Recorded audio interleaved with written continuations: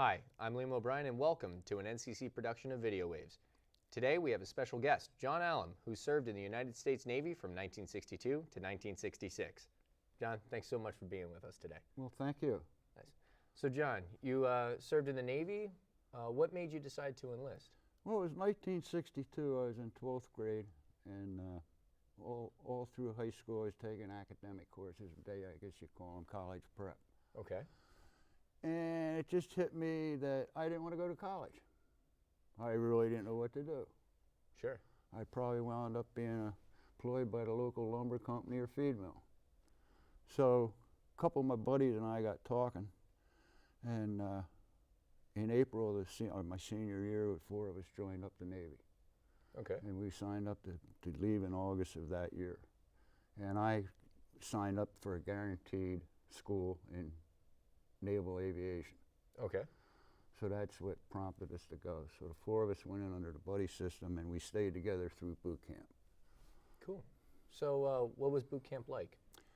Well, they played a lot of head games. They tried to put you so much stress, you know, because if you're aboard ship, you know, you don't have time to say, hey, I'm going to call Liam to get this done. You just got to react. You got to go in. So you get up about 5:30 in the morning, get dressed, go out, do some calisthenics, march around the grinder. Then you go to breakfast, and then all during the day they'll just do different things. You know, they'll do training, putting out fires. They actually made us put on gas masks and put us in the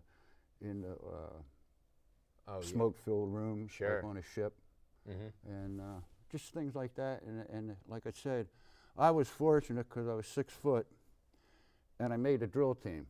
Okay. So I had extra privileges. I didn't have to march with the company. I could do my laundry when I wanted to. Oh, blah, nice. blah, blah. Yeah, so it worked out pretty good. Cool. So after boot camp, where did you travel abroad? I got sent to Iceland, orders to Iceland, and it was casual up there. It should have been a place where you went last in your service. Okay. That's how I say lax. You know, and I worked on the transit line there. That's when the plane would land. We bring them in on a follow me truck, and then we'd serve some gas, some oil, clean it, replenish it so it goes out. Well, I kept a daily log when I was in Iceland. I got a daily log of every day there, what I was doing, what was happening. So after your stint in Iceland, did you spend any time on ships? So I got orders to the USS Intrepid. Okay. And June of 1964, I got on board the Intrepid, and we pulled out for a med cruise. Okay. And in the beginning, I worked on the flight deck and repair 8 group. That's where you would tow the airplanes. If something happened wrong with the recovery or the takeoff, you'd be the first ones there on scene. Okay. And as we went on, they picked me. I wound up in primary flight control.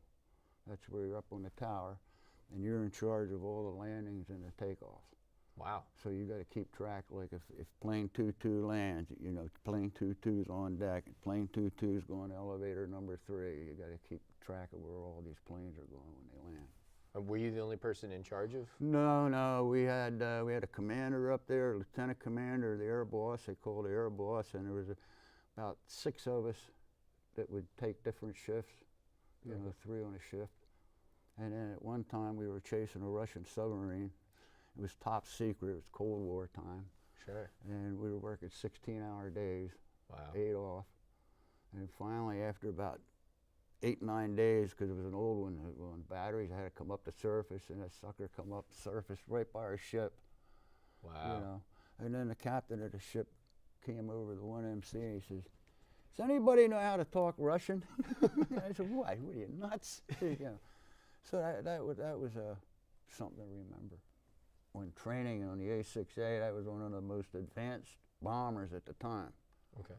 It actually had all computers and sensors, and it could fly itself once you got it up there, everything put in the computer.